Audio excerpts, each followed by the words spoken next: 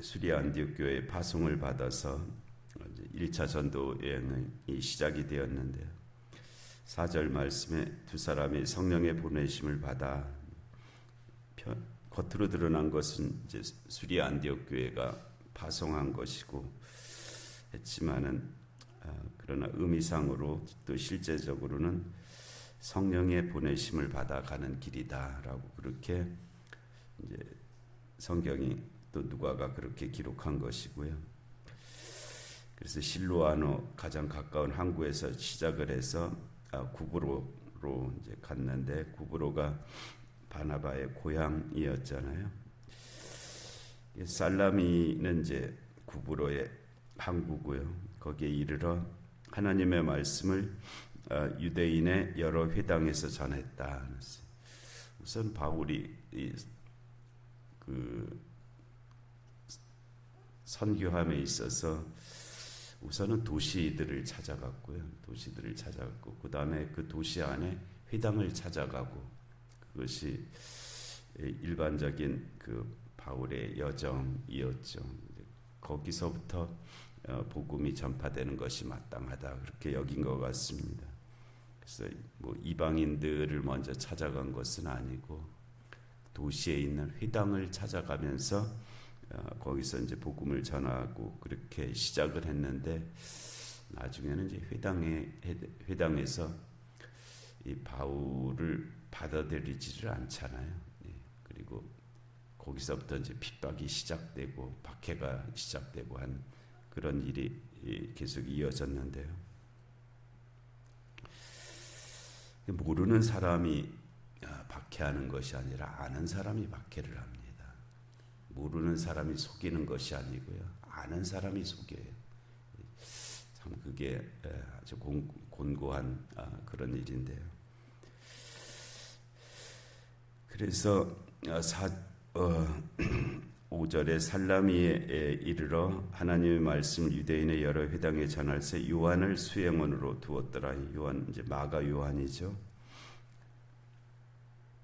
그래서 온성 가운데로 지나며 바보에 이르러 바에수라 하는 유대인 거짓 선지자인 마술사를 만났다. 바에수, 예수의 아들이란 뜻이거든요. 그러니까 묘한 이름이에요. 예수의 아들. 뭐 아마 좀 의도적인 것 같기도 하고, 하여튼 좀 그렇죠. 이름이 예수의 아들이라는 바에수가 거기에 있었다는. 근데 유대인이었고 거짓 선지자였고 마술사였다라고 이렇게 되어 있습니다. 이름은 바에수였고, 거짓 선지자, 마술사, 거기에 그 이제 거짓이라고 하는 그 공통점을 가지고 있는. 그래서 이 거짓이 이제 그 하나님과의 그 대척점이잖아요. 하나님을 참이시라면은 이제 마귀는 거짓이죠. 그런 속성을 가지고 있습니다. 거짓이 하나님과 가장 반대편에 있는 개념이에요. 그래서 우리들도 이렇게 살아갈 때 정말 스스로 잘 경계하고 할 일은 이 거짓과의 싸움입니다. 또 실제적으로 우리의 삶에서는 거짓말을 하지 않는 것, 이것이 아주 중요합니다. 거짓은 하나님과 반대적인, 상대적인 그런 곳에 존재하거든요.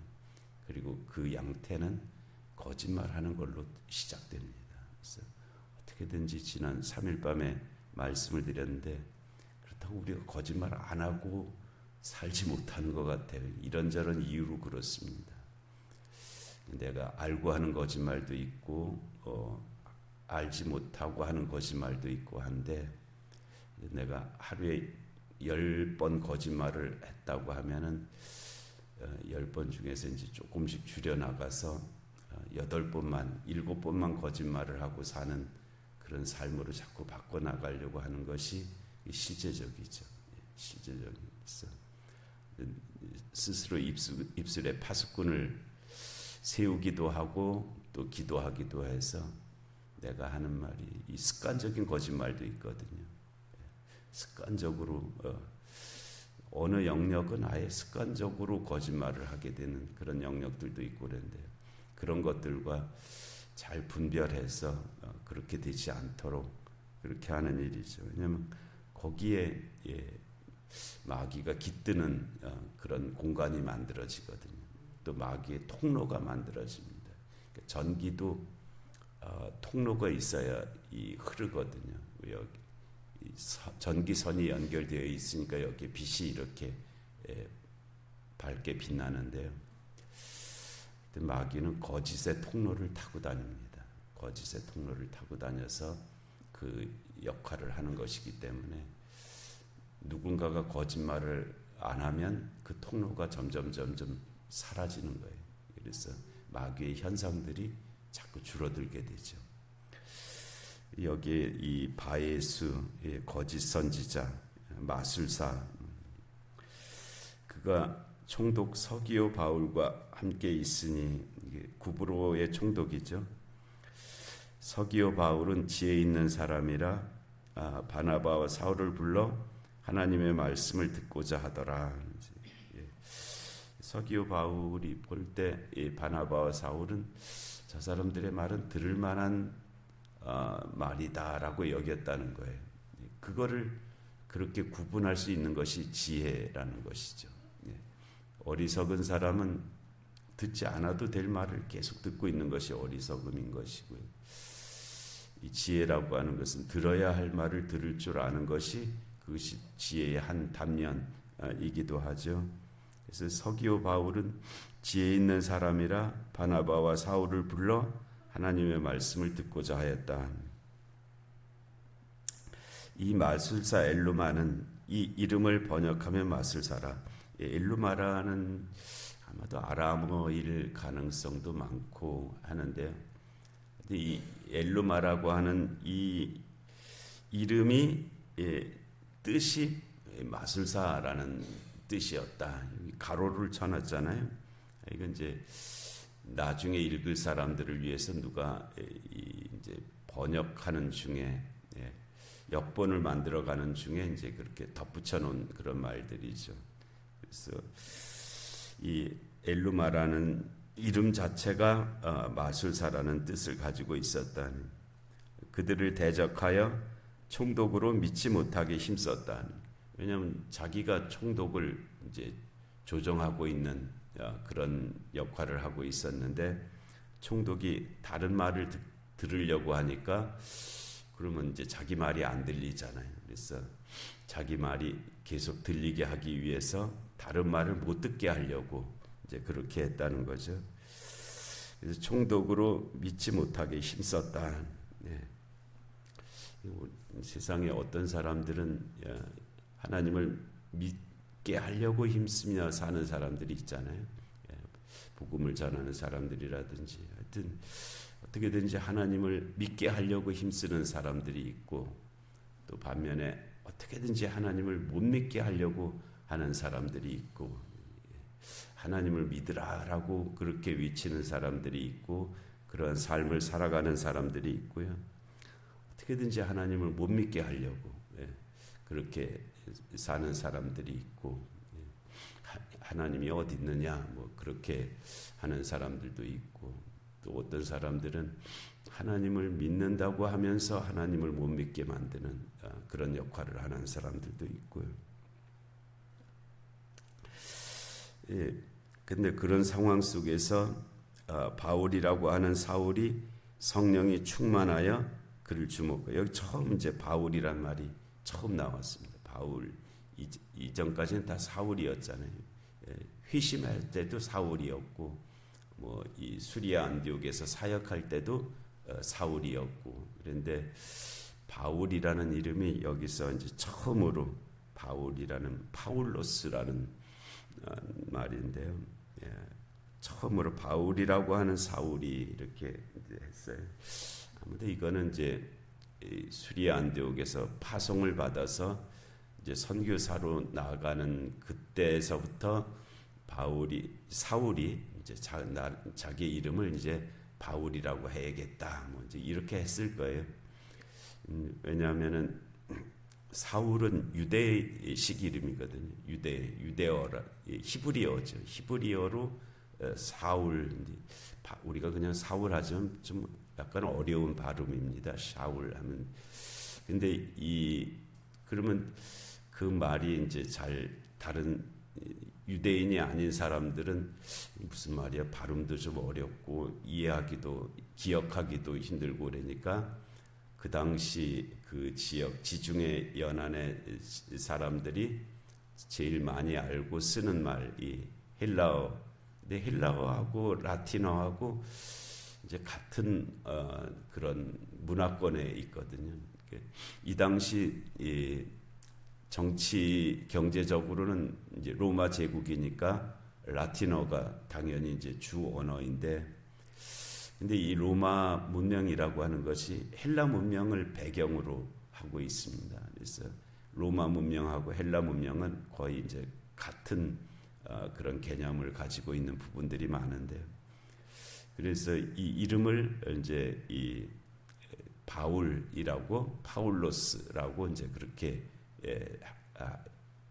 자기가 그렇게 정한 거죠. 그래서 이제 그러면은 이 이름은 이제 흔하기도 하고 이제 이 로마 헬라 문화권에서는 기억하기도 좋고 뭐 그래서 자기를 이제 바울이라고 그렇게 했다는 거예요. 우리나라도 뭐 외국에 가면 뭐 킴 에드워드, 뭐 킴 데이빗 뭐 이렇게 이름을 그렇게 이제 바꾸는 게 아니라 그렇게 지어서 쓰는 분들이 많잖아요.